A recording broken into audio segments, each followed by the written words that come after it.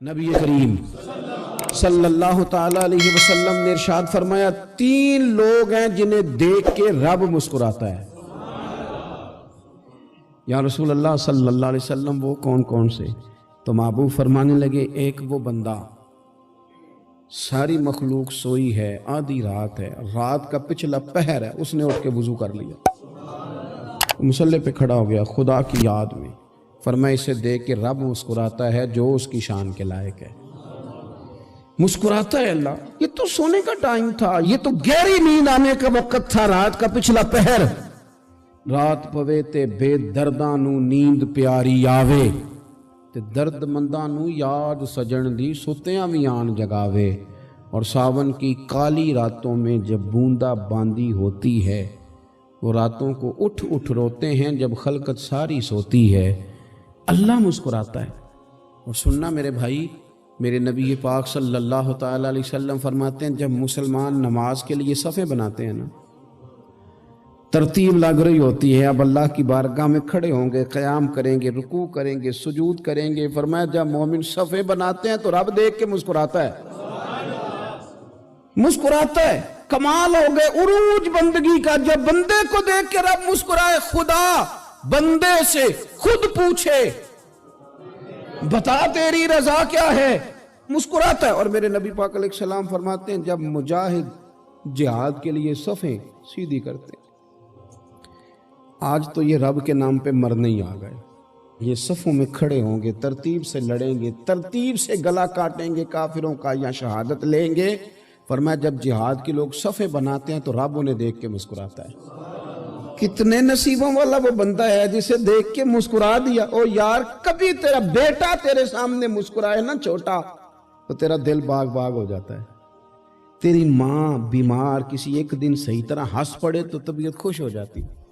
مجھے بتاؤ نا جس کا رب بھی اسے دیکھ کے ہنس پڑے، جو اس کی شان کے لائق ہے، کیا اس بندے کے نصیبیں ہیں، کیا اس کے مقدر ہیں۔ آپ اس مقام پر اپنے آپ کو لائیں۔ اب دیکھیں نا یہ حدیث آپ نے سن لی، اب ہم نے نا اس طرح صفیں نہیں بنانے جس طرح ساری دنیا، اب ذرا صفیں بھی شوق سے بنائیں گے، اب ذرا تھوڑا سا شوق پیدا کریں گے، بھئی یہ تو میں وہ کام کرنے لگا ہوں جسے دیکھ کے رب مسکراتا ہے۔ نبی پاک صلی اللہ علیہ وسلم نے فرمایا جب کوئی بندہ توبہ کرتا ہے نا، ہم توبہ کا رٹا لگاتے ہیں، یا اللہ میری توبہ یا اللہ۔ اور توبہ کا تو مطلب یہ ہے کہ پچھلے گناہوں سے پکی توبہ، آج کے بعد یہ غلطی نہ کرنے کا پکا وعدہ۔ تو نے ساری شب برات رو کے گزاری ہے، بتا سویرے جھوٹ جوڑنے کا ارادہ ہے تیرا، آج کے بعد رشوت تو نہیں نہ لے گا، ملاوٹ تو نہیں نہ کرے گا، یہ توبہ ہے۔ اور اگر سارے کام اسی طرح کرنے تو پھر یہ توبہ کا رٹا ہے، جتنا مرضی لگاؤ۔ حضرت علی بن ربیعہ رضی اللہ تعالیٰ عنہ فرماتے ہیں میں مولا علی کے ساتھ تھا، مقام حرہ کی طرف جا رہے تھے، حضرت علی نے ہاتھ اٹھا کے دعا مانگی ہماری تعلیم کے لیے، ورنہ حضرت علی ہم صحابہ کو محفوظ عن الخطا تو مانتے ہیں نا، ہاتھ اٹھا کے کہا اے اللہ ہمارے گناہ بخش دے، تیرے علاوہ کوئی معاف کرنے والا نہیں۔ اور پھر حضرت علی آسمان کی طرف دیکھا اور دیکھ کے نا حضرت علی بن ربیعہ کو تو مسکرائے۔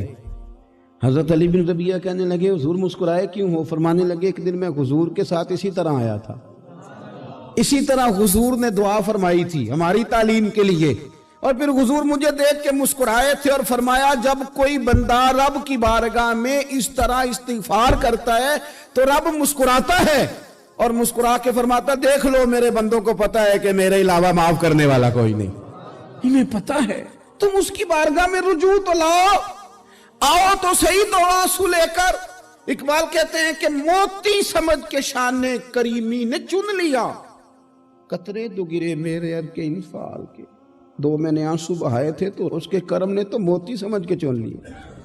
سنو نا حضور اس استغفار کو، اللہ کو یار رات کو توبہ کر کے سونا چاہیے ہمیں، کچھ غلطیاں ہم کرنا نہیں چاہتے پر ہم سے ہو جاتی ہیں، کچھ دل ہم توڑنا نہیں چاہتے پر وہ ٹوٹ جاتے ہیں، ہماری مجبوری ہوتی ہے ٹوٹ جاتے ہیں۔ رات کو اس کی بارگاہ میں ہاتھ باندھ کے کشکول طلب دراز کر کے خوب استغفار پڑھنا چاہیے کہ مالک بندے ہیں نا کیا کریں، نفس کا ساتھ ہے، دنیا کا ساتھ ہے، خواہشات نفسانیہ، مالک معاف کر دے، درد سے توبہ، رسم نہ ہو، کہانی نہ ہو، लफ्ज ना हो, जुमले ना हो, और जनाब ऐसे लोगों के बीच बड़े हाथ बांध के और बड़ा कोई जरूरत नहीं। आप अकेले अपनी चारपाई पे बिस्तर के अंदर मुंह दे के भी दर्द से कहेंगे ना माफ कर दे, तो वो तो मेहरबानी बड़ा है। मेरे नबी पाक सल्लल्लाहु अलैहि वसल्लम मिसाल देते हैं, फरमाया एक आदमी सहरा में जा रहा, सहाबा से हुजूर खिताब कर रहे हैं, फरमाया एक आदमी सहरा में जा रहा था, उसने अपनी ऊँटनी पे खाना पानी पैसे हर चीज़ रखी हुई थी। सहरा था बहुत बड़ा, दरमियान सहरा के गया तो थोड़ा सा सस्ताने के लिए, आराम करने के लिए ऊँटनी से नीचे उतरा।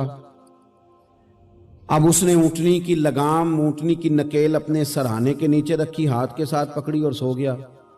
थोड़ी ही देर के बाद जब उसकी आंख खुली तो देखा ऊँटनी गायब है।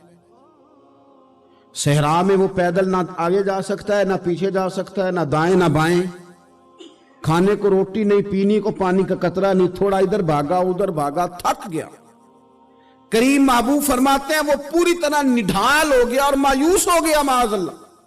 मायूस होके दोबारा उसी जगह आके लेट गया जहां पहले लेटा था, इंतजार करने लगा कि अब मौत ही आएगी, आखिरी वक्त है, अब ना मैं पैदल ये सहरा क्रॉस कर सकता हूं, ना पीछे जा सकता हूं, ना खाना है ना पानी है, सिवाय मौत के कोई सहारा नहीं।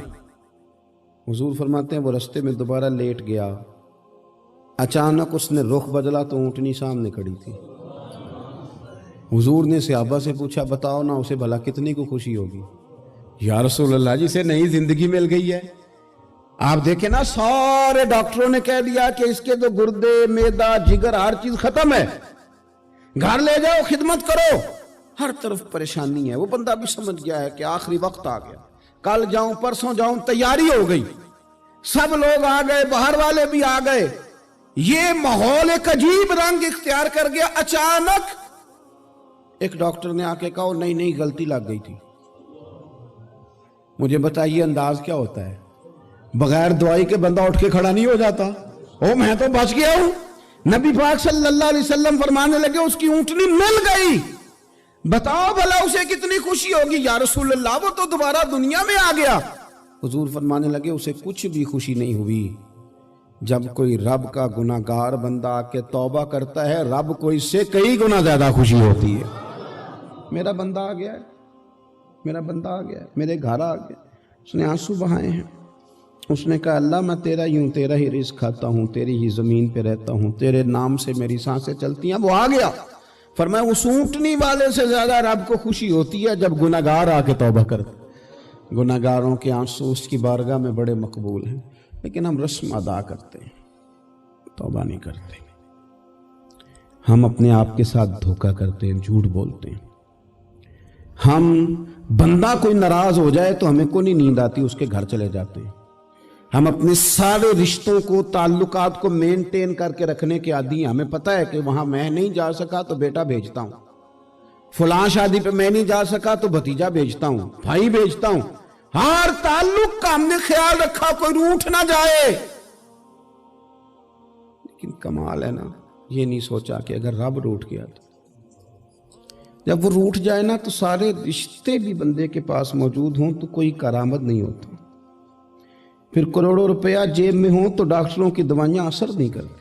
वो रूठ जाए तो फिर इंसान इस तरह से फिसलता है कि बड़े बड़े उसके पास दरवाजे होते हैं पर किसी जगह उसका हाथ नहीं लगता। खुदारा सुनो, नबी पाक सल्लल्लाहु अलैहि वसल्लम के पास मेहमान आ गया, बुखारी मुस्लिम है।